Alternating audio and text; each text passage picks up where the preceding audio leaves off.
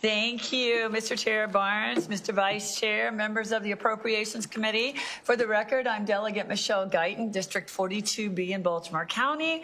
And I want to say I'm thrilled to present this bill today. There have been 2 or 3 times in my 7 years here in the General Assembly that I've actually reached out to my fiscal note writers to say, could you please explain the fiscal note on this bill? Are you sure this is accurate? Is there anything we can do about it? But never before have we reached out because the fiscal note seems just too good to be true and then danced around because, in fact, it was accurate.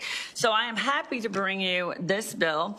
It sounds like the analysts don't get those happy calls very often about fiscal notes. So I respectfully ask your consideration of House Bill 643, which simply extends the eligibility for the Janet L. Hoffman Loan Assistance Program, Repayment Program, to include individuals who receive a veterinary or veterinary technician degree from an accredited Maryland institution of higher learning. So applicants would provide veterinary or vet tech services in the state for no less than 5 years, so you're committing to staying in Maryland, or they would provide many hours of volunteer veterinary or vet tech services in our animal shelters. According to the American Veterinary Medical Association, 1 in 3 students graduating in 2023 has an educational debt greater than $200,000 in veterinary sciences. The number has continually increased, with the amount of educational debt relentlessly also increasing, combined with the spiraling cost of veterinary medical education. So this loan assistance program was developed to help people who are going into the helping professions, right? However, and it's a great program, and thank you for doing it. Here's the good part. In 2026, we have appropriated $4.12 million to this fund. However, last year, only $511,222 were awarded to applicants. So this grant program, as important as it is, seems to be heavily overfunded, and this is consistent throughout the past several years. This bill, addition of the helping professionals for our animals, would not have any effect on the health of this program. So I've passed several pieces of legislation in the past couple of years because if you know me and you've been by my office, you know I love my animals. But most of it's to address a serious shortage among veterinary professionals in our state. So as a state, you all have also invested in a brand new University of Maryland Eastern Shore Veterinary Doctorate Program. So thank you for that. And that'll be opening, I understand, in 2026. This legislation will also support their efforts. This bill is fiscally responsible. It's a proposal that utilizes existing programs and funding to streamline administrative costs of becoming and serving a veterinarian or vet technician. So I respectfully request a favorable report on House Bill 643. Thank you.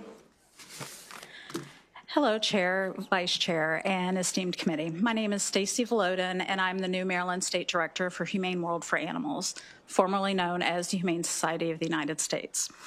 I am here today as a partner with the Professional Animal Workers of Maryland, an organization that represents shelter workers and professionals within every county in the state.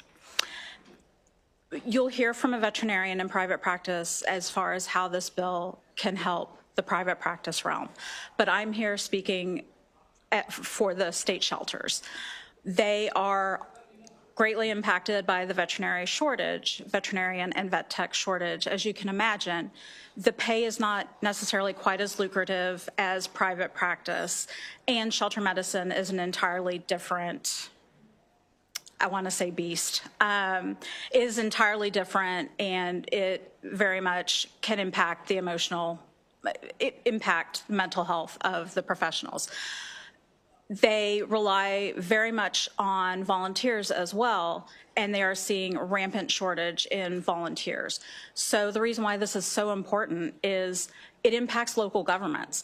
The shelters are having to go out into the private practice world to get animals taken care of or make decisions I don't think any of us would really want to make. But that is going to cost their budget instead of having, in most contexts, a shelter veterinarian or veterinarians come and volunteer a certain number of hours.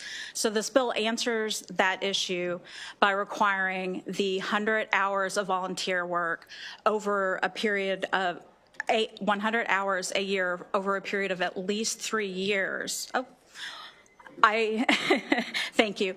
Basically, this bill it helps our helpers. It helps the people who this program was established for, people who are servicing our community, and it helps save lives. So I respectfully urge a favorable report on House Bill 643.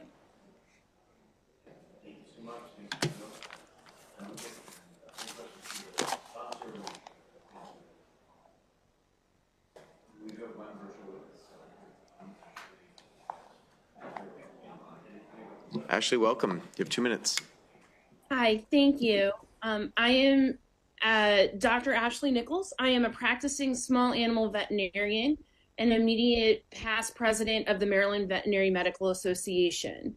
I'm speaking today in favor of House Bill 643. This bill is an important opportunity to provide support to veterinary professionals who play a vital role in the health of our communities alongside their human medicine counterparts. I've been a veterinarian for 9 years and practicing in Maryland for 8. I've personally been affected by the burden high student loan debt has on veterinarians. Despite having a professional degree and expertise, it's not uncommon for veterinarians to be living paycheck to paycheck, including me. This is commonly due to the fact that student loan payments are either the same or frequently more than rent and mortgage payments. So when your student loan payment is that much, you just simply can't afford to save and do other things, let alone try to spend time volunteering with shelters and things like that. Because of the high student loan debt, a lot of times we are denied from lenders for business loans and or home loans, which affects our ability to settle in the community as well. So that further affects the state. These disparities, though, force many veterinarians to look for either higher paying work, such in private practice or corporate practice, or look to pick up extra shifts that pay at emergency facilities rather than volunteering with shelters, or going into government and corporate or government and state fields, which affects our ability to safeguard our food and other industries. Thank you. Thank you so much for being with us and your testimony and the work you do, Dr. Nichols. Any questions for the witness? Okay, thank you all for being with us. Thanks for the bill, Delegate. Have a great day.